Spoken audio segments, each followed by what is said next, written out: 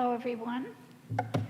I'm feeling especially fortunate this time because normally I am sort of what like a relief pitcher is when it comes time for stewardship, in that I sort of get to, after everyone is exhausted from asking everyone to make a commitment, and there isn't enough, then I come in and fill in and see if I can close, right? So Kathy and Jerry and Father Dave invited me to speak early in the process, I thought, well, hey, yeah, I can do that.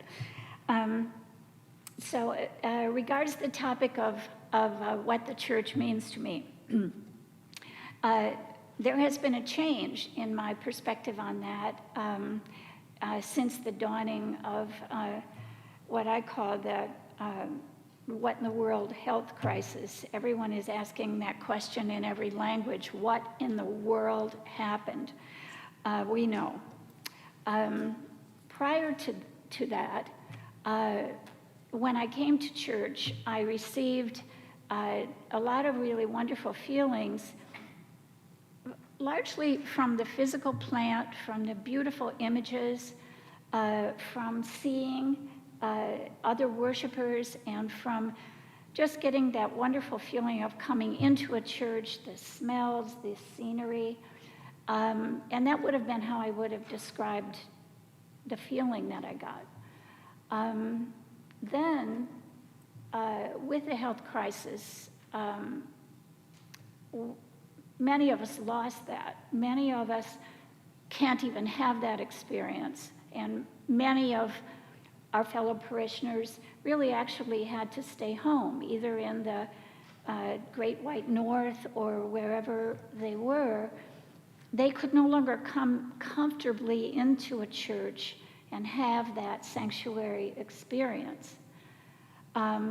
Fortunately, through technology, we were able to continue to reach those people, and we could still commune with them even though physically we were not there. And whereas at first, when I came into All Angels and almost all the chairs had been removed, and there was hardly anyone here, and even those who were here had a covering on their face, it wasn't great. But over time, I began to realize that it isn't really the sanctuary itself, it's the word, it's the messaging, it's what is said by Father Dave, by Ginger, by Christy, Father Fred.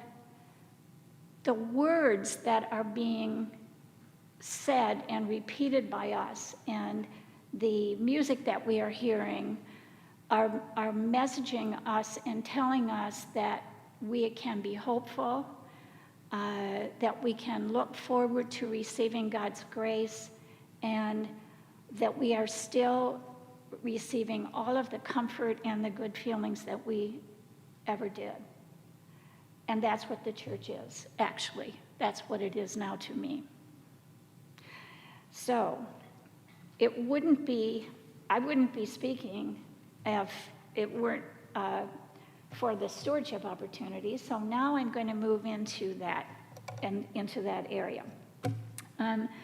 The Stewardship Committee has chosen the theme that is expressed in a prayer, and you have seen it on some of the material that we presented to you, but I'm going to repeat it now. God, give me the grace to care for that which you have given me in the world. And that is the message that we are bringing to you annually, as we always do, but with a heartfelt meaning. We are hoping that everyone will still recognize that our expenses are everything that is required in order to bring you All Angels by the Sea goes on. And so we are hoping that you will receive that message, and that you will know that when you make a commitment, whether you call it a commitment in your heart or you call it a pledge, by letting us know that you have made that commitment, we know that we can count on you.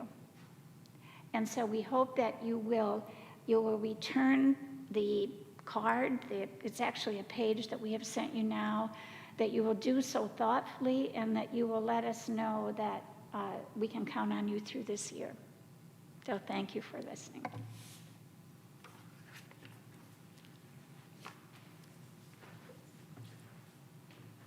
Thank you, Sandy, and thank you for all the good work that you've done.